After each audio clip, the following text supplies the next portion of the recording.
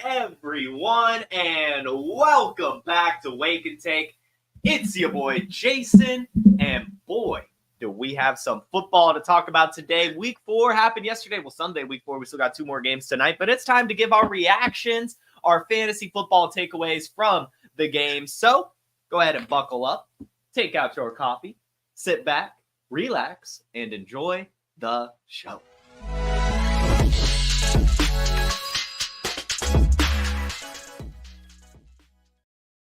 And welcome into the chat, everyone here so far. Trip, Donald, Dakota, Shaka Zulu, and everyone here listening on the podcast. Again, everyone, you can find the Wake and Take podcast via the link in the description to soothe your listening ears if you can't catch it with your eyes live every morning, Monday through Friday at 10 a.m. Eastern. Guys, we had some great football this weekend. It really was. We had some good football games, lots of fun stories to talk about. And I've kind of got to apologize. I was putting together today's show sheet, and I was like, you know what? I don't know why I haven't done this more often. So far through this season, I've kind of just been going game by game, talking about the things that have happened, instead of giving, like, takes and reactions like this show's supposed to be. So we're going to do that. We're going to actually talk about the things that I want to talk about today, and we're hopefully going to fire you up, Trip. We really are. I'm feeling it. I'm feeling the vibes this morning. But before we get into the vibes, we've got to talk about the bad vibes, right? We got to talk about some of the injuries that happened over the weekend to keep your eye on this week.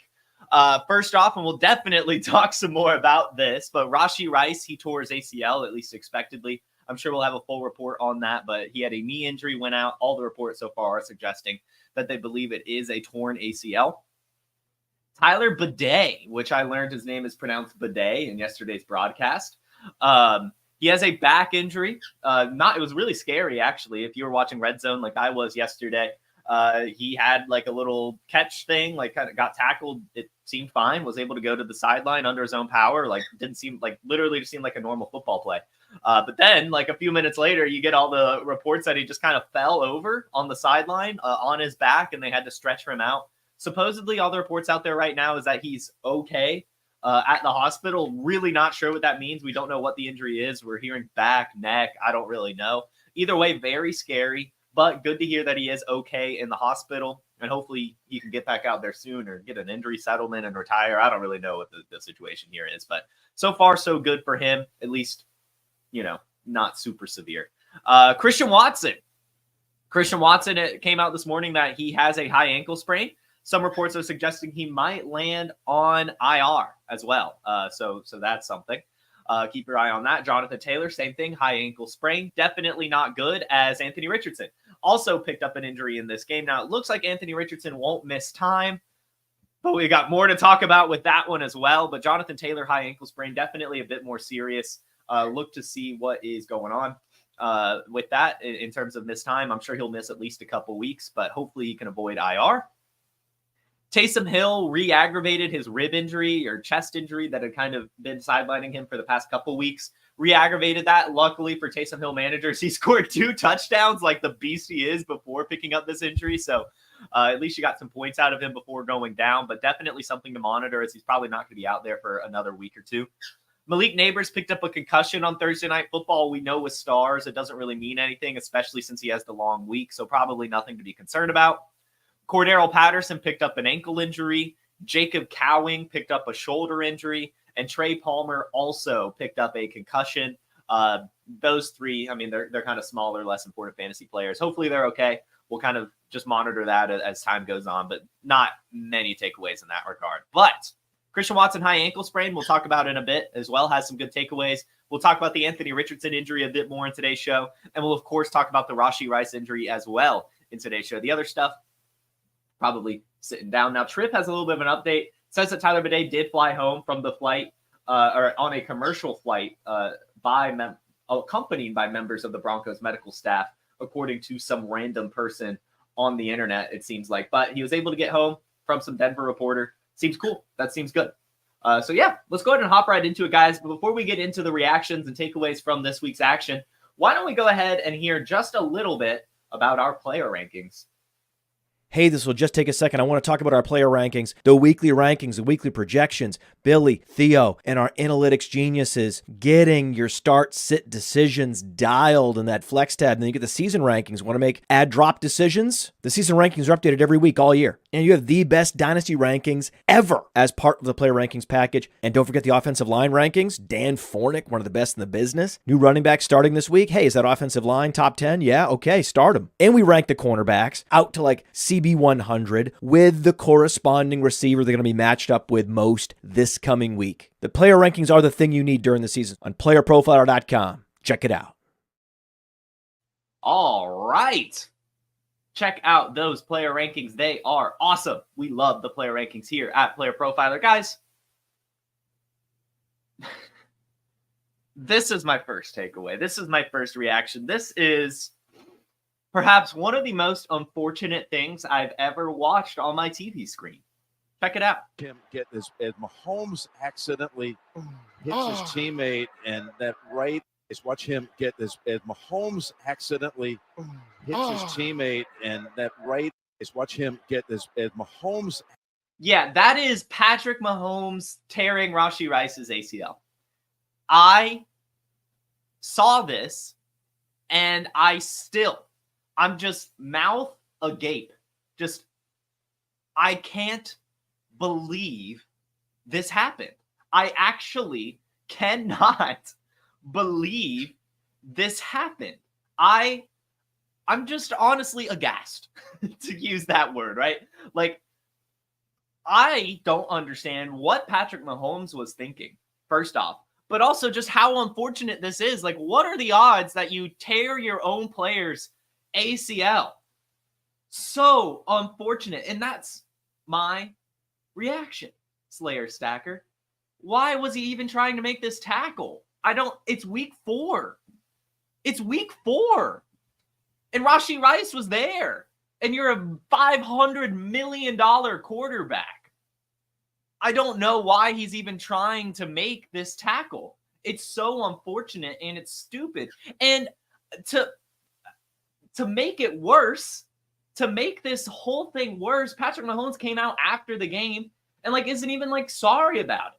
Patrick Mahomes is just it's just a football play. It just happens.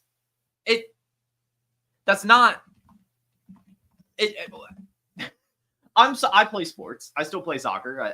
I've played sports my entire life.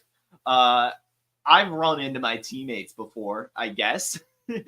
Younger, when I was younger, or maybe in a soccer defense situation, right, where you're just kind of all crammed in the box. But in this situation, it's totally avoidable. You've thrown the interception. You have your offensive lineman. You have Rashee Rice both chasing him down. And even then, if you go back and watch this, he's literally missing the Chargers player in this tackle. Patrick Mahomes lays his head down, turns his head away, and just kind of falls into the guy. It's just it's not even a tackle attempt. It's just I'm going to put my body out there and hope I hit him attempt. It isn't even a tackle attempt. And because he isn't paying attention, because his head is turned, because he's just falling into someone, he tears his teammate's goddamn ACL. What are you thinking? I have no idea what he's thinking. I feel bad for Rashee Rice. That sucks. He was off to a great season, and now he's facing an imminent suspension. I will say this. This is probably the time to buy Rashee Rice. There's also some selling opportunities. It's a little bit of both, kind of mixed bag when it comes to Rashee Rice's dynasty value. I am looking into what could happen with his suspension a little bit. It seems a little unclear. About if you can serve your suspension while injured. There have been cases of that, but in both those cases, they were free agents or they just weren't put on IR. I do believe you have to be medically cleared for it to be considered serving your suspension. So if I'm Rashee Rice, I think I am immediately, after I find out this torn ACL news, if I'm done for the season, I'm working on my legal shit immediately. So there is some silver lining there. It's possible he'll be able to work all this out now, right? Take the suspension, take the plea deal. I don't know. I have no clue. I'm not a lawyer, but it is kind of some silver lining I'm starting to see is, he was going to be distracted all year now from football. He was supposed to have some court date in October. It was probably going to end up being pushed back. Now it probably doesn't have to. Now he could probably just go to that court date, get everything settled, and he's not even going to be able to do any harm. He can't drive right now with the torn ACL, so he can't, be a repeat offender. So hopefully that's the silver lining. We'll kind of find out, I guess. Like, we'll find out as time ticks on.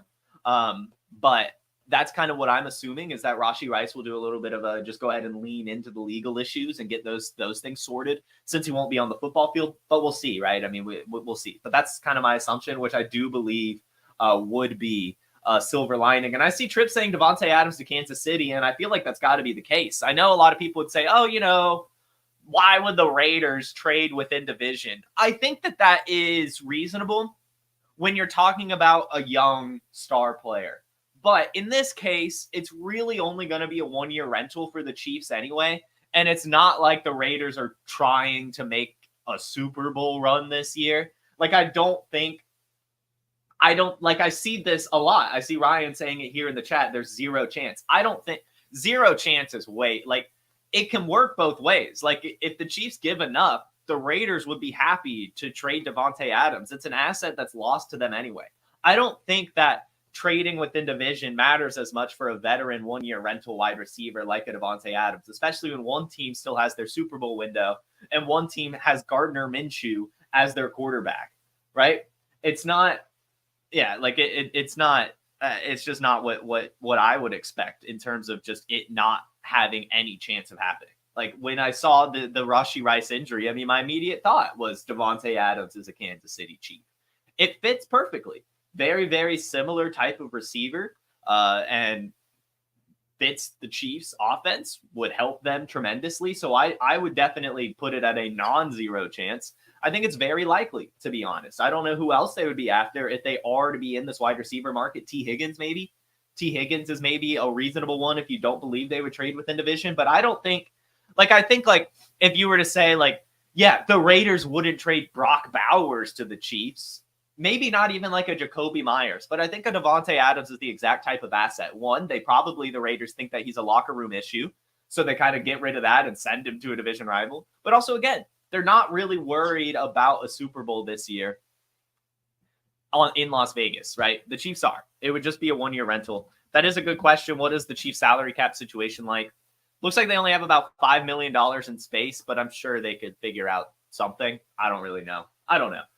But yeah, I would just say that it's a non-zero chance that Davante Adams lands in Kansas City, and I do think it makes a lot of sense. And I do just want to say also, while we're on this game, the Carson Steele experiment was fun.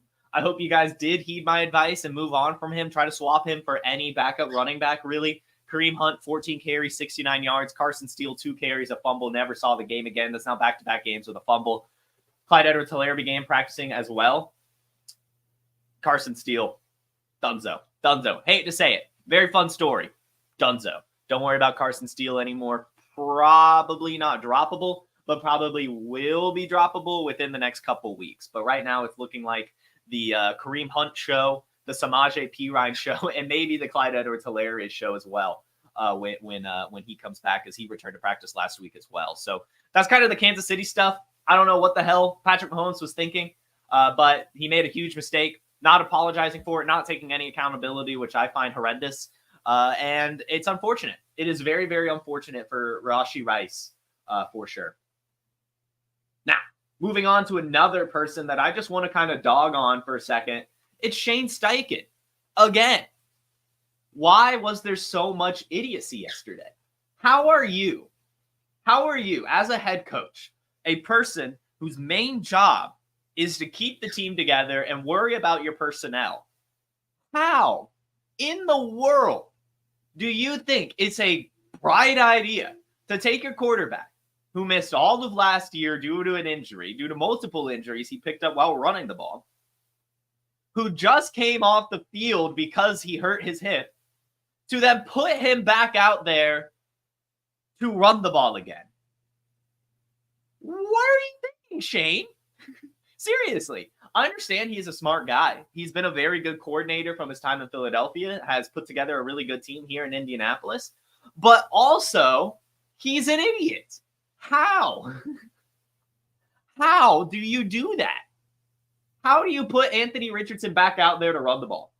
I see Slayer Sacker say he got him hurt on purpose. Maybe it's 4D chess, right, as Lucas says here, just to get Joe Flacco out there to win the game. But man, was that painful. I don't know what he was thinking. And I would honestly put it as a fireable offense. If Anthony Richardson were to get season-ending hurt again, it looks like he's going to be fine. He was out there on the sideline kind of running up and down, being a big part of this game. So I think Anthony Richardson is fine. He's expected to play next week. But what?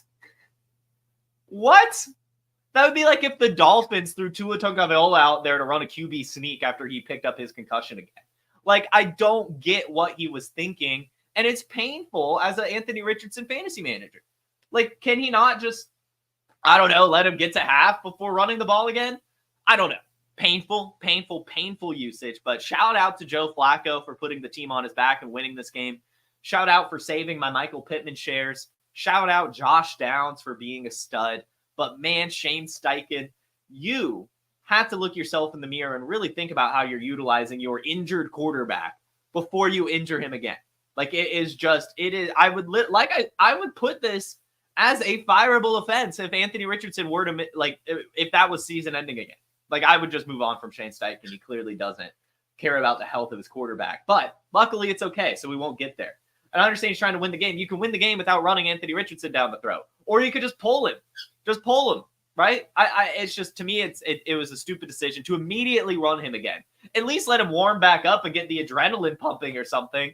But Jesus Christ, you can't just throw him back out there and run straight into 250-pound defenders immediately. You can't do that. It was a stupid play call. Stupid play call. Facepalm. And now it's time for me to start crying because Kyle Pitts put up a 0. Come on! Come on, Kyle Pitts. Come on, Falcons staff. Come on, refs. The refs keep robbing Kyle Pitts of good plays. I will admit that. But that also doesn't matter. Kyle Pitts has less targets than Bijan Robinson and only 8 receptions now through 4 games. Darnell Mooney, Ray McLeod, and Bijan Robinson all have 15 receptions, which is nearly double what Kyle Pitts has put together. Now, luckily, off of his 8 receptions, he still has over 100 yards. You know, like, he's had some of those athletic plays. He has the touchdown. But it is kind of painful to watch Ray McLeod get targeted. Ray McLeod get targeted. Ray McLeod get targeted. Darnell Mooney get targeted. Drake London get targeted. Bijan Robinson get targeted. Ray McLeod get targeted. Darnell Mooney get targeted. Ray McLeod get a target. Kyle Pitts gets a target. Oh, it's a pass interference. You know, like, it's just so painful. It is so painful. Kyle Pitts' targets per game has gone down every single year he's been in the league. And it's just painful. I'm hurt. You guys know this. I'm not even giving up on Kyle Pitts. Don't mistake that for this. I would still say bye Kyle Pitts. He's still only 23 years old. That's younger than Travis Kelce even was when he caught his first career touchdown. But the usage has to come at some point, right? Like, I was right in that Drake London isn't getting the proper alpha usage. He's getting good enough usage. But I really thought that would come at the cost of Kyle Pitts getting the alpha usage. Not Darnell Mooney. Not Ray McLeod. I did not expect this at all. I'm confused. I'm honestly lost for words when it comes from Kyle Pitts.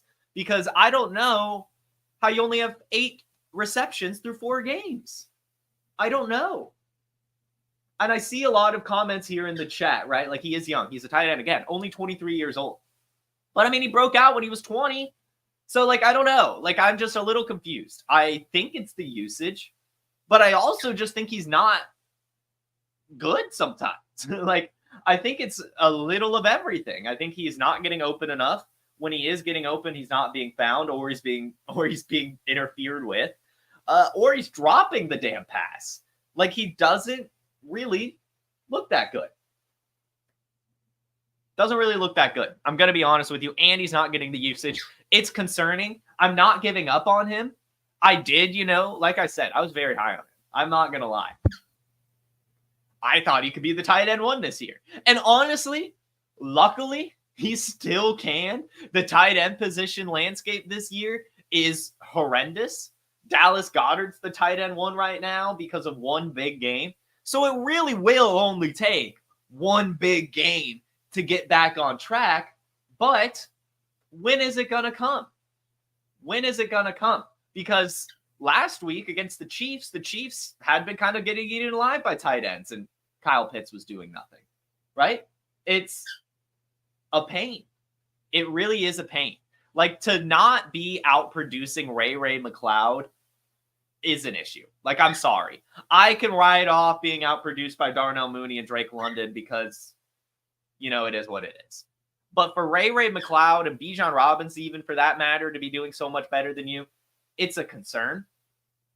And I wouldn't say I'm panicking. I'm definitely not getting rid of Kyle Pitts. And like I said, I'm still trying to acquire him. I know he's impossible to acquire. I know anyone that rosters him is holding on to him for dear life. But man, you've got to be concerned right now. I doubt that anything's going to happen this year unless an injury happens, right? Like Drake London getting hurt, that's probably really beneficial for Kyle Pitts, but we don't want that to happen. Christian Kirk really likes Darnell Mooney. It's clear as day. So that's not like he's not going to beat out Darnell Mooney now. And I see some people in the chat saying it's going to take a second team.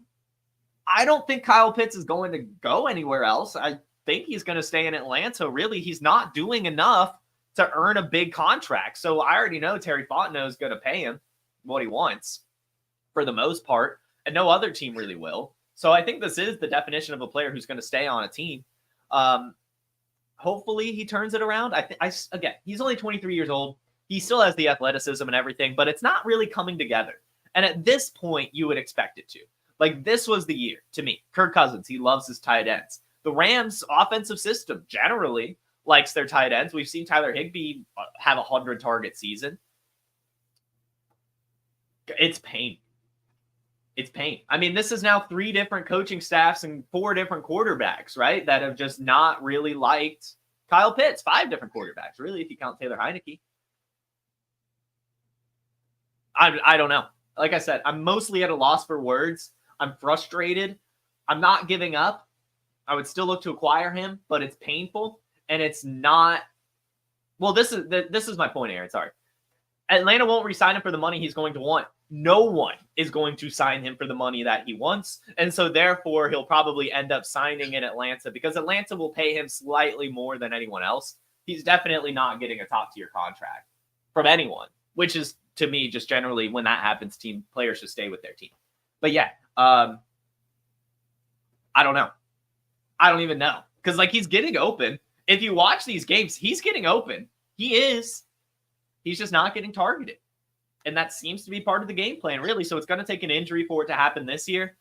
And then in the future, I mean, Darnell Mooney's on a 3-year contract. Drake London, drafted after Kyle Pitts. Kyle Pitts is coming up on the end of his rookie contract. This is year 4. And I don't even know. I should probably know. Did the Falcons even take his 5th-year option? They did. So 1 more year. They did take the 5th year. But yeah, it's time to feel a little bit concerned. So we are going a little bit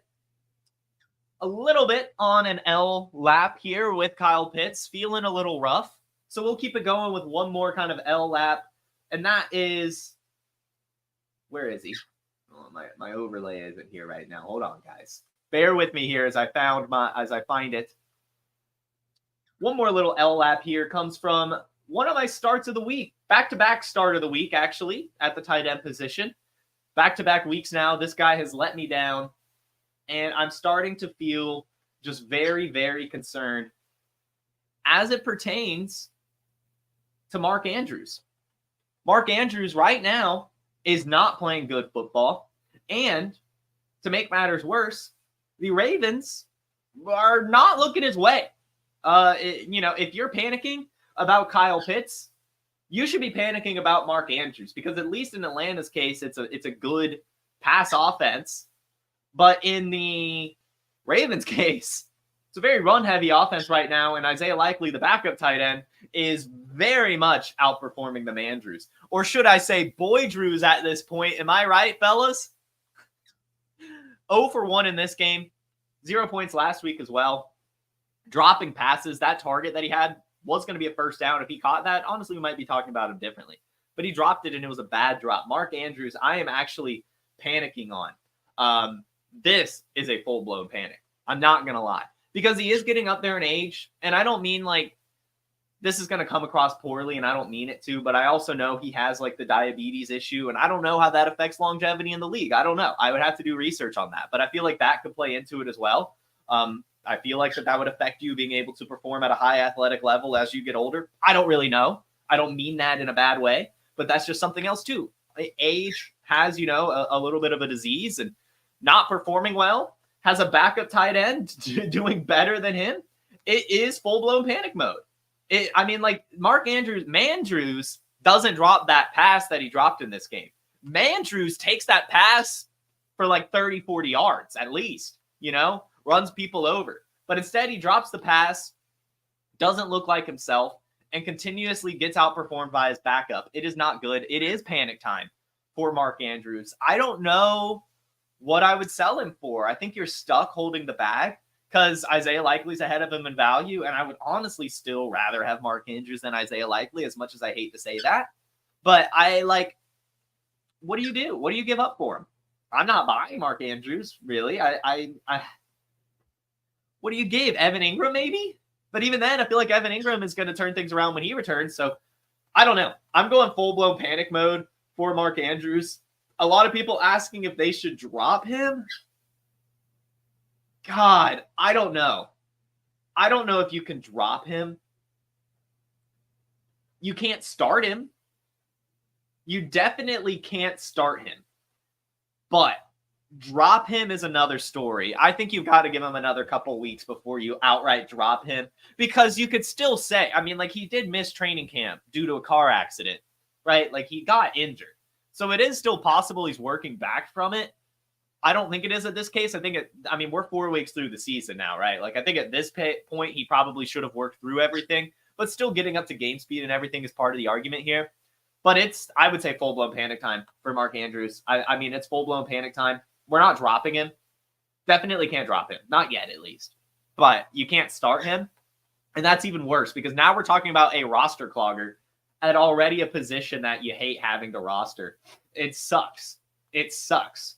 But you can't get rid of him. It is the Mandrews, even if he's Boy Drews right now. It's concerning. And I would say, yes, it is panic time, but you've just got to hold on until things kind of figure it out. But moving on, we're going to start victory lapping now. I think the rest of the show, it's victory lap time. So let's go. We're going to the Pittsburgh Steelers. We began the victory lap last week, right? We did a half victory lap for this player. It's time for the full-blown victory lap. I don't even care that Justin Fields loses this game. He lost this game, but he also almost won it in the same time. And this, ladies and gentlemen, this is what we've always been hoping to see from Justin Fields, minus a few stupid plays. I'm not going to lie. There were some dumb plays back there. But 22 of 34, not bad. 312 passing yards, pretty good. 1 passing touchdown and no interceptions, pretty good. 10 carries for 55 yards and 2 rush touchdowns, pretty good. So Justin Fields, he's doing everything right.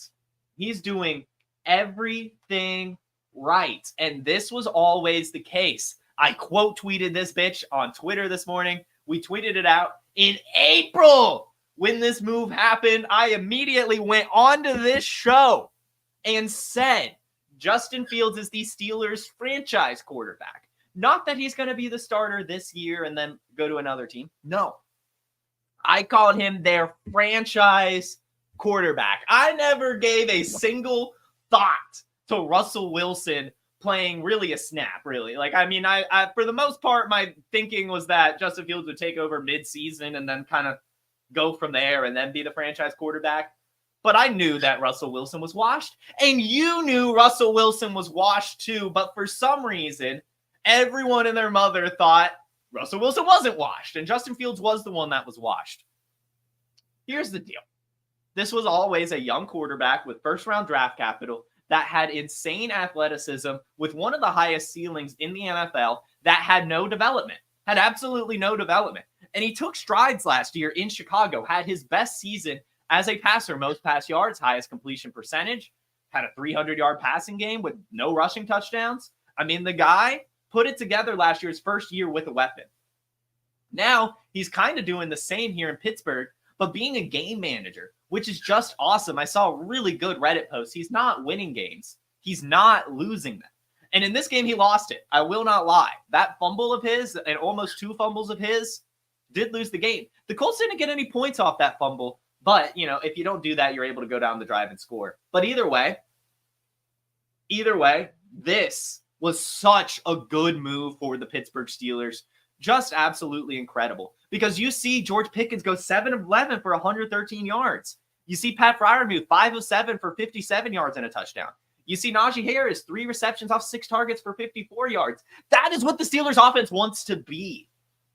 And it's just awesome. It is just awesome to see, because I never gave up on Justin Fields. We had an episode this offseason on football cards, right? We went through, I looked at eBay for every football card value. I spent a week looking at this, putting it together, coming up with this just because I was bored. And I thought it'd be interesting to compare fantasy football values to football card values. And I said, buy Justin Fields rookie cards while you can. I have a box behind me with 14 Justin Fields rookie cards because they were like $2 each. Everyone gave up on this guy, but not this guy right here. And I'm just so excited to see him playing the way he is. Russell Wilson has no hope unless Justin Fields gets hurt. And again, we do not want that to happen. And even when Russell Wilson comes in, he's not going to look that good. I don't think that this would have worked well. I'm going to be honest with you. If the Bears kept Fields, drafted Marvin Harrison Jr., got, I don't know, JC Latham or something, like traded up, I don't think that fixes it. I think that the Bears got their guy, and I think the Steelers got their guy. It sucks it had to go that way. But again,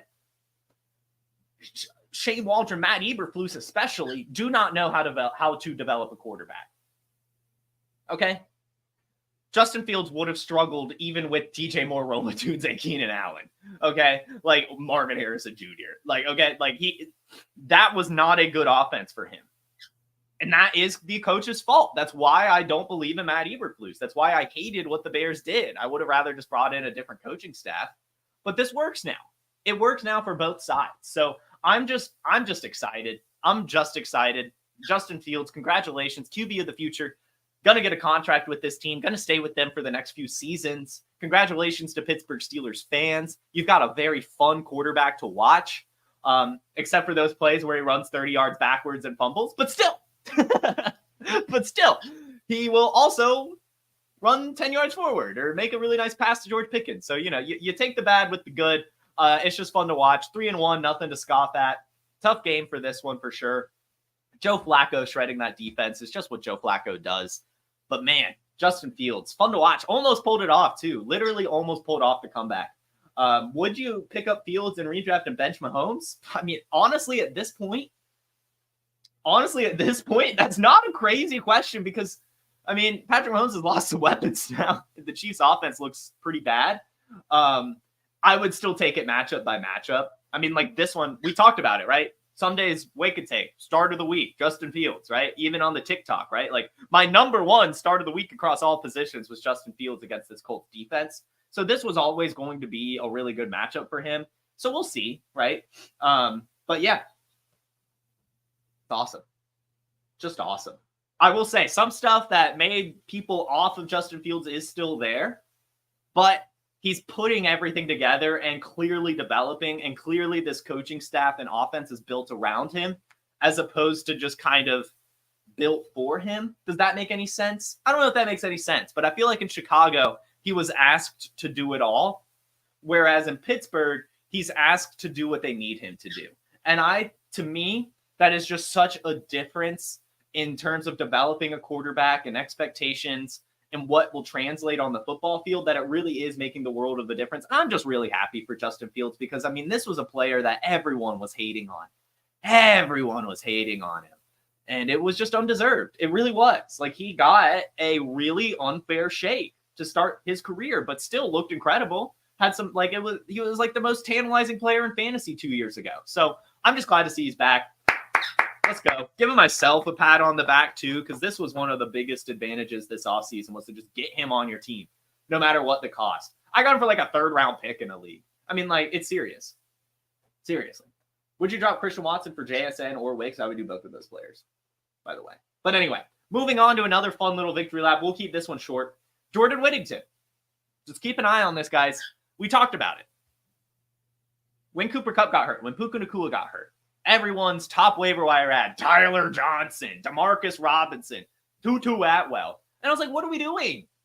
What are we doing? We do not play fantasy football for random wide receiver fill-ins that are not even good for your flex spot early in the season.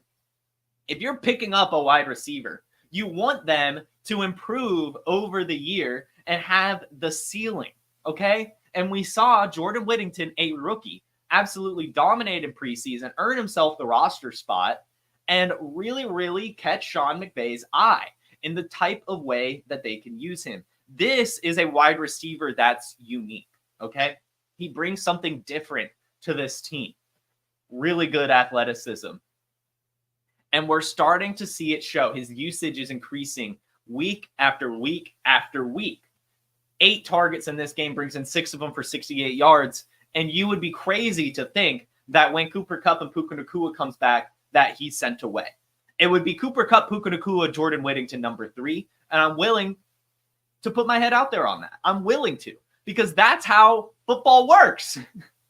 You know, the person with upside, the athleticism, the tantalizing rookie, the one that impressed in preseason, that's working hard, that's catching the coach's eyes, that has the athleticism, that hasn't been a career NFL journeyman, that didn't get benched last season.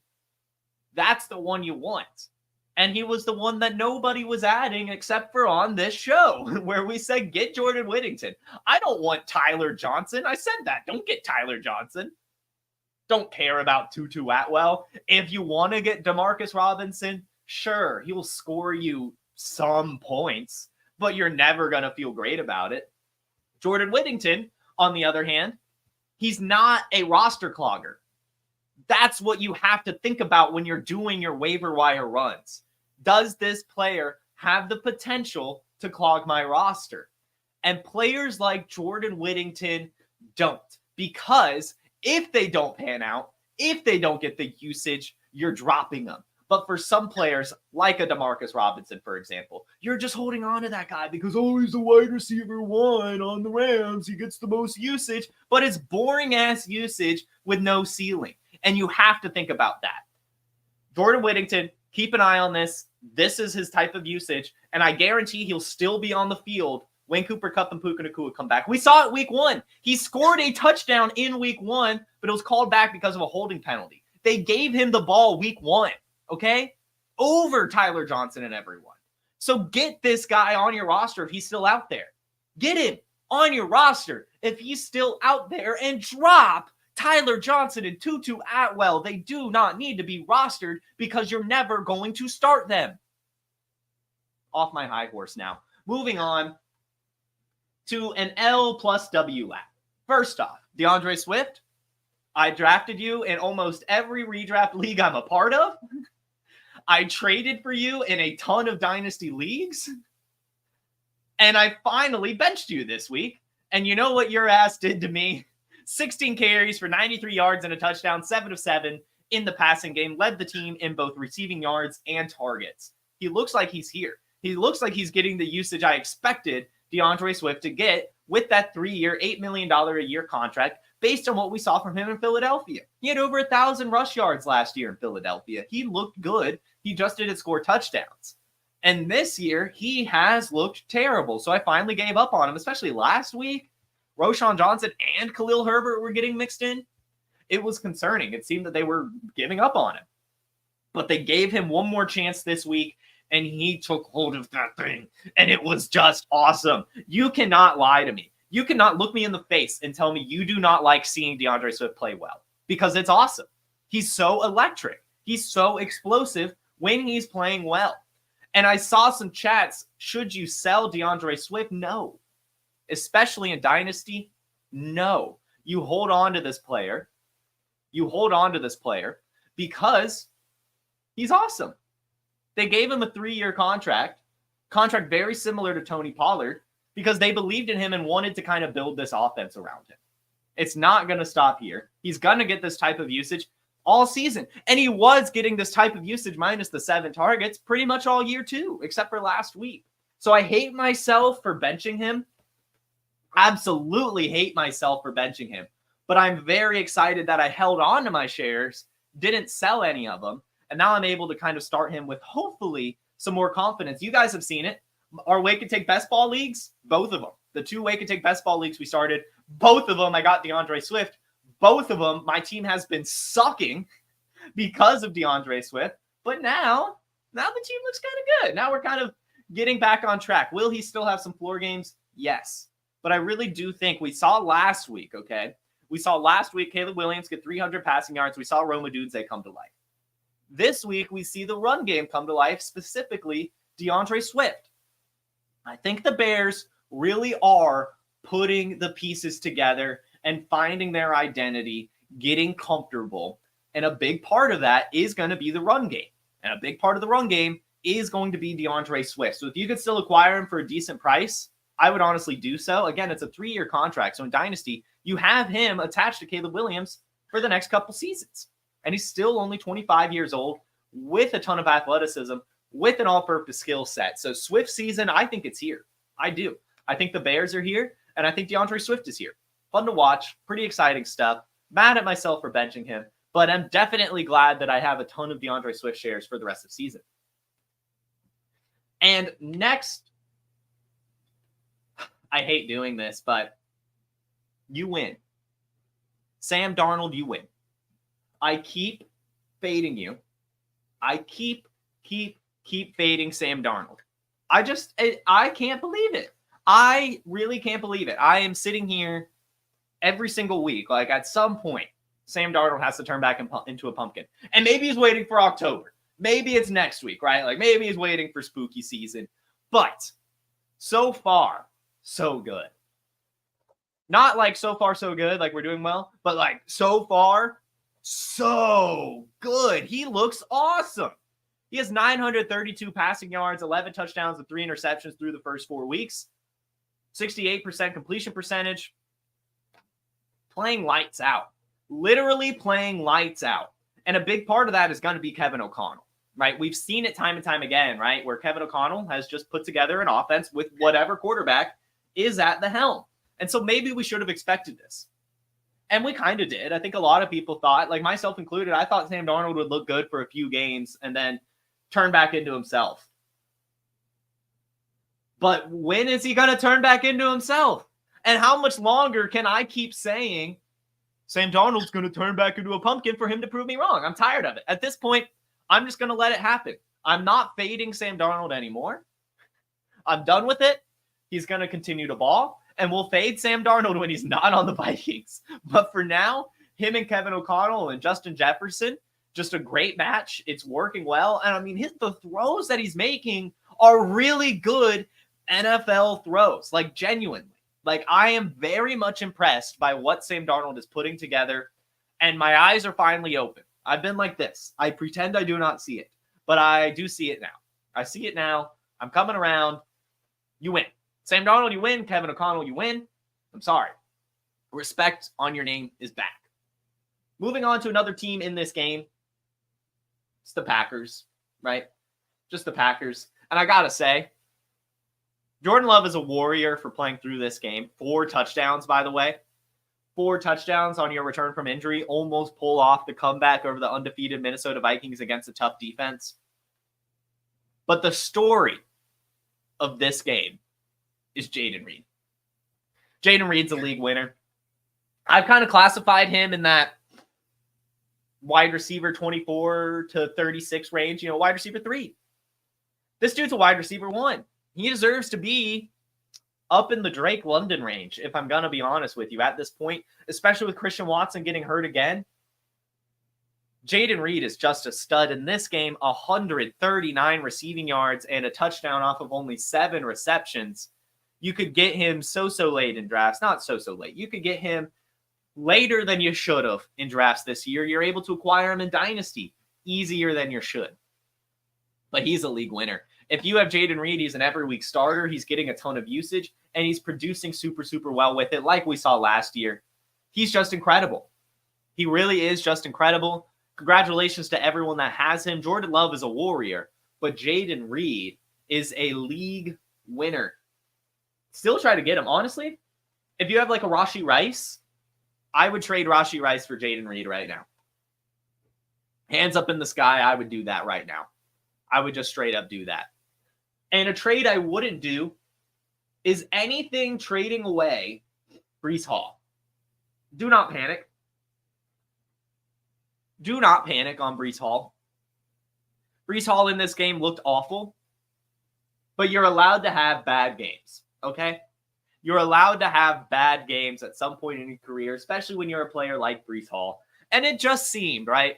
It just seemed that things were just not working for the Jets. It just was not their day. It just was not their day. And that's fine. I know that that's not great analysis to just say the Jets had a bad day. But there's no other way to explain 10 carries for 4 yards for Breece Hall. There's no other way to explain 3 drops from Breece Hall. 12 touches for 18 yards from Breece Hall is inexplainable. And so I'm taking the cop-out route and just saying it was a bad day. Do not panic on Breece Hall. He's going to be fine. If any manager is panicking, get him. If you could trade Devon Achane for Breece Hall, do it.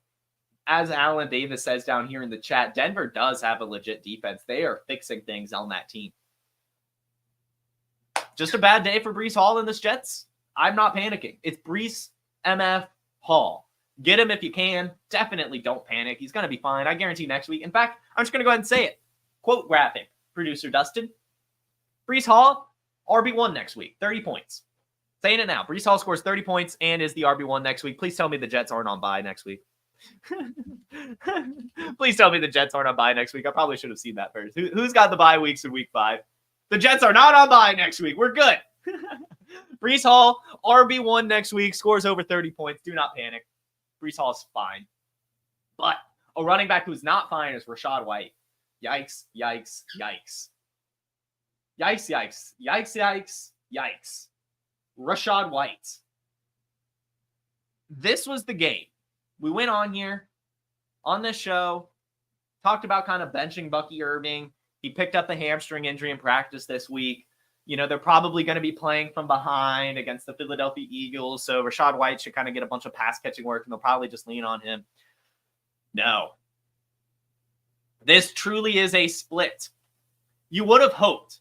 The big hope going into this game was that Rachaad White would be getting better from his groin, and Bucky Irving would be getting worse from his hamstring injury.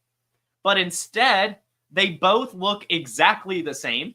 Bucky Irving, 10 carries for 49 yards. Rachaad White, 10 carries for 49 yards. The only difference? Bucky Irving scored a touchdown. Now, Rachaad White did add 2 receptions for 35 yards, so that, of course, helps him out. He is still better in PPR leagues. And I still would be looking to acquire Rachaad White in Dynasty. But the hope that he owns this backfield is long, long gone. I, was of the mindset that Bucky Irving was getting this usage because of Rachaad White's groin injury, right? Nah. No. Absolutely not. This is a split backfield. And Rachaad White is going to get more pass-catching work, but Bucky Irving had 2 targets to Rachaad White's 3. It's a legit 55-45, 50-50 split. And that's very concerning. That means Rachaad White has lost a lot of dynasty value, and Bucky Irving has gained a lot. I will say this. Rachaad White was an inch away from a touchdown, and I'll say this as well. Rachaad White is still a buy, and I still think Bucky Irving's a sell. I mean, I still do kind of believe that Rachaad White is the starting running back here, and he's going to start to look better as the season goes along, and he's going to start catching more passes. But it's time to start sounding the alarms. It's time to get concerned. Rachaad White does not own this backfield at all anymore. At all. So it's concerning. Yikes. Now, moving on. I'm going to go ahead and we've got a little bit of a take here, but we've also got a little bit of just kind of understanding. And the Panthers are roaring. They look awesome. However, I do think that Andy Dalton is going to hit a wall soon. I think we're going to have Andy Walton very soon, and then maybe we'll see Bryce Young. But in this game, Andy Dalton showed some signs of regression last week, over 300 yards, 3 touchdowns, no interceptions. This week, 25 of 40, 220 yards, 2 touchdowns, 1 interception, only averaging 5.5 yards per attempt. Silver lining being both Xavier Legette and Deontay Johnson score touchdowns. Both of those players have over 6 receptions. Both of those players have over 60 yards. And Chuba Hubbard also adds 100 yards on the ground and a rushing touchdown on top of 4 receptions. This offense looks really good for fantasy. It is awesome. But I'm going to go ahead and say I do believe that Andy Dalton will hit a wall sooner rather than later. I don't think this is going to be another Joe Flacco story where he comes in and really turns around his career and is able to make this Panthers team a playoff contender. I just don't think that's the case. I really don't. I do think we'll see Andy Dalton kind of turn back into Andy Dalton like he was in New Orleans. He looks good right now. And yeah, that might be the Dave Canales magic. But to see him, 100 less pass yards, 1 less touchdown, and 1 more interception, I don't think he's going full Flacco. I think Joe Flacco is the Flacco. I think that Andy Dalton will start to crumble as the weeks go on, but I do still think the assets will be fine.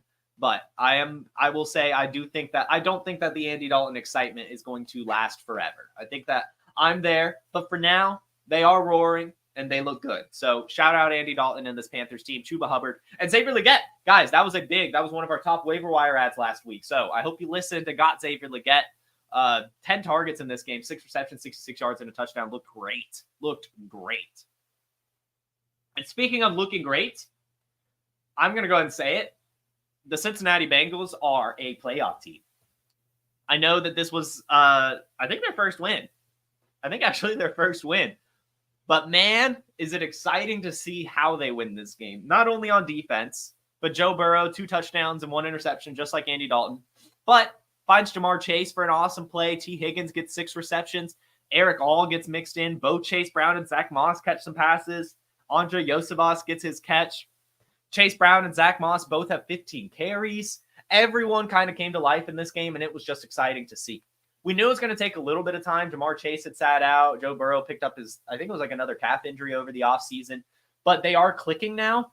And they, to me, are just one of those teams that gets right at the hot time. That's what we saw in their last Super Bowl run, right? They just get hot at the right time, and they play scrappy, good playoff football. This is a very dangerous football team on a week-to-week basis. And I think if they make the playoffs, they will make some noise. So I'm just going to go ahead and say it. The Cincinnati Bengals are playoff bound, and they're going to be a very, very, very dangerous playoff team. I wouldn't be surprised if they end up in the AFC Championship or something like that. I know it was a slow start to the season, but I think everything is starting to come together for this team, and I would absolutely not bet against Joey B and Jamar Chase. Jamar Chase said this week, do you know what Jamar Chase said this week? He said, all the offseason negotiations, I'm over it. Now I'm just focused on having fun. And when you hear that, you know it's time to put the league on notice. Jamar Chase is ready to ball out, guys. And that just means good things for the rest of the Bengals. They're a playoff team, and they're going to make noise rest of the season. It's awesome to watch. And by the way, speaking of awesome to watch, Nico Collins might be too good. It is insane what he is doing right now. I cannot believe what Nico Collins is doing right now. 12 receptions off 15 targets for 151 yards and a touchdown. And he keeps doing that. He just keeps doing that. It is insane what Nico Collins is putting together on the field right now alongside CJ Stroud while competing with Stephon Diggs for targets. This is his 3rd game this season with over 100 yards. His 3rd game this season with at least 10 targets. I mean, geez, guys. He looks incredible. Wide receiver 1 for sure. Top 10 dynasty wide receiver. Congratulations to everyone who kind of held on to him through his first couple years and had the breakout last year. Just awesome. Just absolutely awesome. And a really good learning lesson, too. Don't give up on your players that don't break out in year 1 and 2. Hold on for year 3. We're watching Jamison Williams do it right now. Nico Collins, I would argue, is almost too good. I would honestly. This is insane what he's putting together. Let's say this. In the chat, let me know. A.J. Brown or Nico Collins? I think that's a legit question now. Nico Collins or Puka Nacua? I think that's a very legit question now. And it's a beautiful thing. It's a beautiful thing. CJ Stroud's wide receiver 1 with that athletic profile. Sign me up. My Lord. Looking amazing. Looking amazing. God, too good. Almost too good. And moving on, the Jaguars. We're getting clarity. We're getting clarity. I'm on record already, said I'm not giving up on this Jaguars team. I just can't do it. I think they'll figure it out. And we're getting some clarity. We are getting some clarity, guys. We saw in this game a loss. We saw Trevor Lawrence look kind of bad again. But. Brian Thomas Jr., 9 targets, 6 receptions, 86 yards, and a touchdown. Christian Kirk, 12 targets, 7 receptions, 61 yards, and a touchdown. That is what the Jaguars offense should look like, except we should also see Evan Ingram get worked into this as well at some point. So I think we can go ahead, and I know a lot of you already did it. Rest in peace, Gabe Davis. Put that headstone. He's done. Don't worry about Gabe Davis. I would almost say he's droppable. I think at this point, I would say Gabe Davis is droppable. Gabe Davis now, through the 4 weeks, only has 21 targets, which isn't bad, but has only brought in 9 of them for 121 yards, right? Like that's basically Kyle Pitts usage, but worse. Worse efficiency. And you're never going to know when to start him. This is kind of the same thing as earlier. We're getting clarity in this situation. We were hoping that Gabe Davis would have some spike weeks, but we haven't really seen it. And I'm sure we still might see it, but it's just not worth it. Brian Thomas Jr. is the alpha here. Christian Kirk is the beta. And Evan Ingram's going to take a lot of targets away too when he returns. There's just no reason to roster Gabe Davis. I would look to trade him for a third. I would drop him and redraft for someone fun, someone exciting, and just get rid of Gabe Davis. It's over. But at least we're getting some clarity. Brian Thomas Jr., really a true alpha. He's a stud and a half. And Christian Kirk, I think he's trending in the right direction. He was unhealthy to start the year. It seems he's getting healthier now, getting the usage that he used to get. Christian Kirk looking good. Probably an every week starter going forward as well if he's going to continue to get these 12 targets like he had been in the past. But Brian Thomas Jr., he's the alpha. Christian Kirk's the beta, but still getting a ton of usage. And look for Evan Ingram to make some noise too when he returns. We're getting some clarity in Jacksonville. They don't look great, but we're getting clarity, and that's all we can ask for. And we're getting more, absolutely more than we can ask for with Jayden Daniels. He is the rookie of the year. I think we can go ahead and lock him in. We're going to have the same conversations around Jayden Daniels that we did with CJ Stroud last year, and that is, can he be the MVP? The answer is no. I don't think the NFL is ever going to give an MVP to a rookie. I think they would have last year. They would have just given it to CJ Stroud last year. In fact, CJ Stroud probably would have had it if he didn't get injured. So maybe Jayden Daniels can do it. He's off to an incredible start. The Commanders are in first place in the NFC East. He has the highest completion percentage of a quarterback through their first 4 games in NFL history. On the list, he has an 82% completion percentage through his first 4 games. The next 3 quarterbacks, Tom Brady, Geno Smith, Kyler Murray. Locked in rookie of the year. I think we could say it, right? Like Caleb Williams, he's struggling. Malik Neighbors, he's doing really, really well, but they're not going to give it to a wide receiver. And I thought that Marvin Harrison Jr. could kind of do something with it, but he's not. Again, they're not going to give it to a wide receiver with a quarterback playing this well. So Jayden Daniels, over 1,000 yards already, 897 passing yards, 218 rushing yards, just really looking incredible. A great understanding of NFL defenses already. Like seriously, like shredding defenses, 26 of 30 in this game. Finding 1, 2, 3, 4, 5, 6, 7, 8, 9 different wide receivers. Just awesome. Just awesome stuff from Jayden Daniels, the rookie of the year. Already locked in. Literally already locked in. Jayden Daniels, rookie of the year. Congratulations. He's my Scott Fishbowl quarterback. Unfortunately, doesn't mean anything because the rest of my team is hurt. Because I also drafted Kenneth Walker, Cooper Kupp, Devontae Adams, and Tank Dell, and Taysom Hill. But okay, we're fine. We're chilling.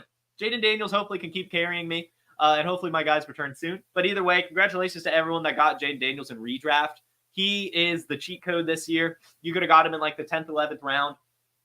Doing incredible stuff. Jayden Daniels, rookie of the year. What a stud. And speaking of studs, Zamir White, 17 carries for 50 yards. Dude, what the hell is going on? How do you earn the nickname Zeus and you're this bad? I'm sorry. Zeus or Goose is what I've got to say. I tried to get creative. I don't know. But still, 17 carries, getting the bell cow usage that we were hoping he would get for 50 yards. Alexander Madison, 60 yards on 5 carries. DJ Turner and Trey Tucker scored rushing touchdowns. Zamir White, man. Zamir White. I don't even know what to say. I don't know what to say. I hope he turns it around.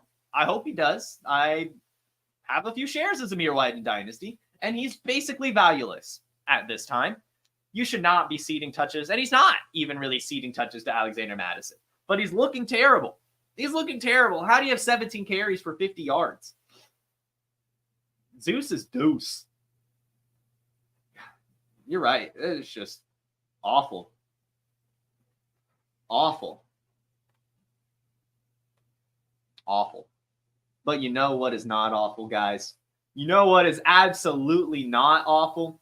One thing is not awful. One thing is so very exciting. And man, that is the Baltimore Ravens. The Baltimore Ravens offense is a dream. It's just a dream. It is just a dream come true. If you were to build a Madden team right now, it would be the Baltimore Ravens. You would get a Lamar Jackson mobile quarterback. You would try to get Derrick Henry. And if you know anything about building a team on Madden, you know wide receivers don't matter. You know that.